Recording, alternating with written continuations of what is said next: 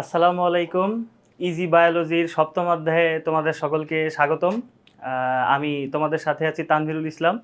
আসো আমরা দেখি আমাদের সপ্তম অধ্যায়ের প্রবাহ চিত্রটা আমরা আগে একটু দেখি। সো আমাদের সপ্তম অধ্যায়ের নাম যদি আমরা একটু খেয়াল করি তাহলে দেখব অধ্যায়ের নাম হচ্ছে গ্যাসীয় বিনিময়।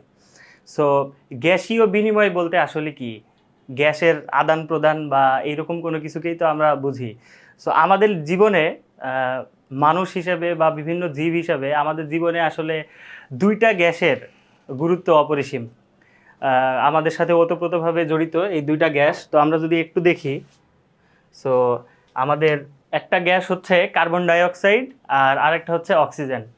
সো তোমরা হয়তো জেনে থাকবে যে আমরা যখন আমাদের শ্বাস প্রশ্বাস কার্যক্রম চালাই তখন আমরা বাতাস থেকে বা বায়ু থেকে অক্সিজেন গ্যাসটা গ্রহণ করি এবং কার্বন ডাইঅক্সাইড গ্যাসটা ত্যাগ করি।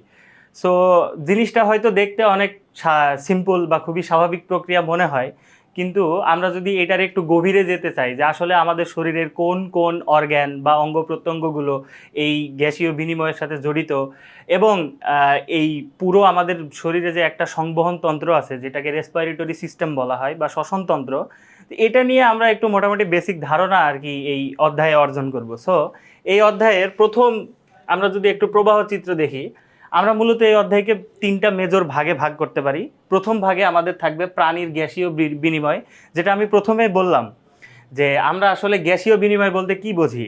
আমরা প্রাণীর ক্ষেত্রে আমরা অক্সিজেনটা গ্রহণ করি, কার্বন ডাইঅক্সাইড গ্যাসটা বাতাসে ছেড়ে দিই, এটাই তো আমাদের গ্যাসীয় বিনিময়। সো আমরা এটাই দেখব যে আমাদের মূলত গ্যাসীয় বিনিময় যে প্রক্রিয়ার মাধ্যমে হয়, যেটা আমরা নিঃশ্বাস, শ্বাস প্রশ্বাস, অনেকে শ্বাস নেওয়া, শ্বাস গ্রহণ ত্যাগ, অনেকে অনেক নামে ডেকে থাকি।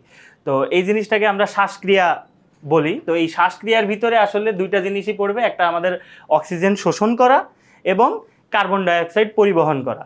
তো এই কার্বন ডাইঅক্সাইড পরিবহন করা, অক্সিজেন শোষণ করা, এগুলো আসলে কোন কোন প্রক্রিয়ার মাধ্যমে হয়, কিভাবে হয়, সেই জিনিসগুলো আমরা আরেকটু বিস্তারিত জানার চেষ্টা করব। যেমন দেখো, অক্সিজেন শোষণ প্রক্রিয়ার ক্ষেত্রে যদি আমরা দেখি, অক্সিজেন শোষণের ক্ষেত্রে আমাদের এখানে একটা টার্ম দেওয়া আছে, সেটা হচ্ছে অক্সি হিমোগ্লোবিন রূপে।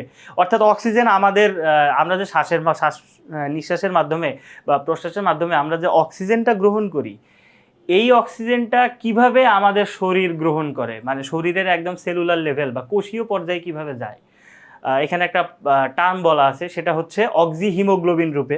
আচ্ছা, এরপর আমরা কার্বন ডাইঅক্সাইড পরিবহন দেখব। কার্বন ডাইঅক্সাইড আসলে কিভাবে আমাদের শরীরে পরিবহন হয়, এখানে তিনটা পদ্ধতি নিয়ে আমরা আলোচনা করব। একটা দেখব আমরা রক্তরসের মাধ্যমে, প্রধানত সোডিয়াম বাইকার্বনেট রূপে।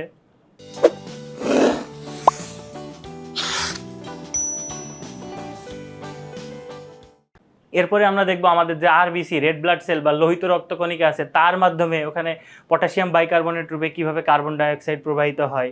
সো এইগুলো আসলে আমাদের অধ্যায়ের প্রথম ভাগের আমরা মোটামুটি আলোচনা করব। এরপরে আমরা যেটা দেখব সেটা হচ্ছে উদ্ভিদে গ্যাসীয় বিনিময়।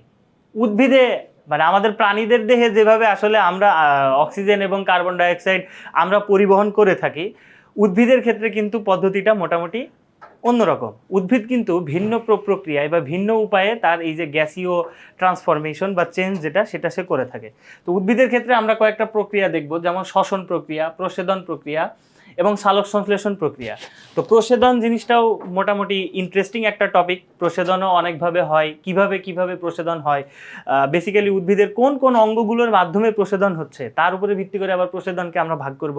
যেমন আমরা পত্ররন্ধ্রীয় প্রস্বেদন দেখব, কিউটিকুলার প্রস্বেদন দেখব, লেন্টিকুলার প্রস্বেদন দেখব।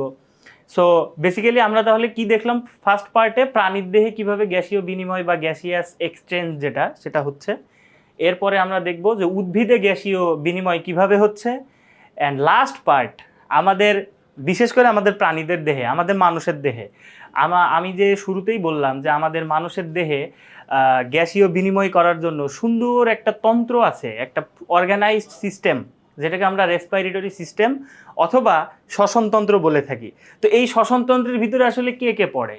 আমাদের এই নাসারন্ধ্র থেকে শুরু করে শ্বাসনালী, গলবিল, ফুসফুস এবং যেই সমস্ত অর্গ্যান বা অঙ্গ প্রত্যঙ্গগুলো আমাদের এই শ্বসনতন্ত্রের সাথে জড়িত, এই রিলেটেড যেই ডিজিজগুলো হয়, অর্থাৎ যেই রোগগুলো হয়, যেই সমস্যাগুলো হয়, এগুলো কেন হয়? বা কিভাবে আমরা এই সমস্ত সমস্যাগুলো থেকে পরিত্রাণ পেতে পারি, এরকম কয়েকটা রোগ নিয়ে আমরা আলোচনা করব। সো খুবই কমন কয়েকটা রোগ নিয়ে আমাদের এই অধ্যায়ে আমরা ডিসকাস করব ইনশাআল্লাহ। সেটা হচ্ছে শ্বাসনালীর রোগ। শ্বাসনালীর রোগের ভিতরে আমরা দেখব নিউমোনিয়া।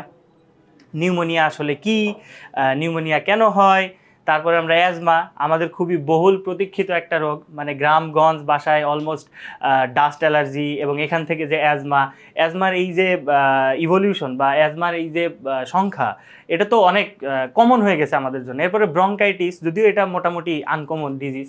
তারপর যক্ষ্মা, একটা সময় ছিল আমাদের দেশে, আমাদের প্রান্তীয় অঞ্চলের মানুষজন, মানে যক্ষ্মা খুবই মহামারী একটা রোগ ছিল।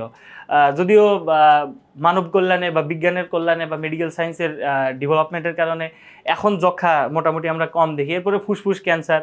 সো এই সমস্ত রোগগুলো নিয়েও আমরা আলোচনা করব, খুবই কমন বা হয়ে থাকে আমাদের ডে টু ডে লাইফে যে ডিজিজগুলো হয়, তো কীভাবে আমরা এগুলো থেকে পরিত্রাণ পেতে পারি বা কি কি সতর্কতা আমরা অবলম্বন করলে এই সমস্ত জিনিসগুলো থেকে আমরা নিজেদেরকে সুরক্ষিত করতে পারি।